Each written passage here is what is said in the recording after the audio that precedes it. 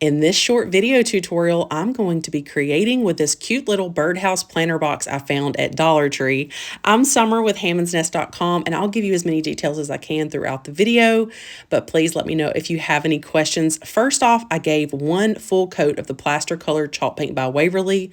After that was dry, I'm using the color Prairie Sage by Folk Art, and I'm applying that Prairie Sage color in sections just to stop and do a technique called wet distressing. So if you've never done wet distressing, that just means that you are rubbing off the top coat to reveal that underneath color. So with the two colors that I use for the color combo, it ended up kind of looking like stone, but it's pretty cool. But you can use that technique in many different ways with many different color combos.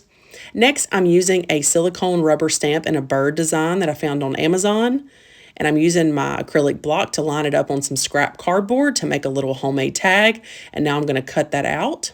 It's a little square stamp, and once I get it cut out, I'm just going to kind of crumple it up, try to make it look a little bit older. I'm going to distress the edges. I'm also going to take some of the same ink, which is actually the StazOn ink in the color Timber Brown. I don't think I mentioned that earlier. And I'm going to distress ink the edges as well. Once I get it to my liking, now I'm going to go ahead and hot glue that right over that heart. So while you'll be able to see the heart from the back, you're not going to be able to see it from the front. Now, if you wanted to take that extra step and cover up the back somehow with maybe some fabric material or something along those lines, you could. But I'm just going to skip that for now, and I'm going to do a little bit more distressing and take some of that same colored ink and kind of just smudge the edges, create some visual interest. And once I'm happy with that, it's time to move on to the next step, which is going to be to glue in some Spanish moss right down into that planter box. This is going to be a layered process. We're going to put a few different things in there, and it's going to turn into the sweetest little bird's nest. I just love birds, y'all. They are the sweetest little creatures ever. So after I got some Spanish moss glued in there, I took a tiny little grapevine bird's nest that I had, and I just placed it in there. It worked out perfectly. I have a few little foam decorative eggs I'm going to place in there as well. I'm going to layer a little bit more moss before I do that. And then I'm going to hot glue 3 eggs, but really one of the eggs I decided I really only wanted the top to stick out, so I cut it off. So we're just going to give the illusion like there's another egg down in there, mostly because I like decorating with threes, with odd numbers. And a little bit more moss just for extra touches. And now let's take a break for a minute and move to the roof.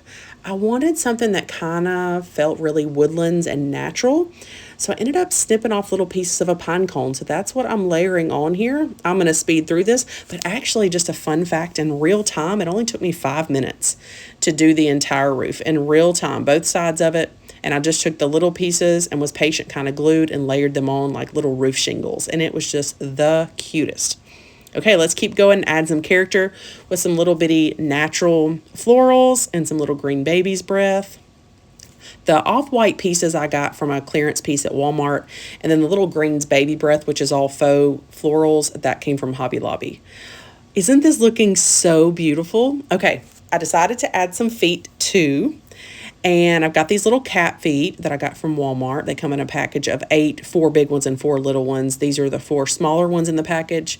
I just did some Waverly antique wax on them. I brushed on a full coat and then used a baby wipe to wipe off the excess. It left some of that wax down in the grooves, and it gave a really beautiful antique finish, and I'm really happy with how the feet look. I think they tie into the colors of the brown in the nest and then the brown on the roof, and it's just the sweetest. So I'll get all those hot glued in place on the bottom, and one final touch that I do not show on camera, but you'll see here at the very end. As I was staring at it, I thought it needed a little bit more moss and some florals at the top, so you'll see how I hot glued that up there. Well, I just think it turned out darling. I hope you're inspired. Thanks for watching.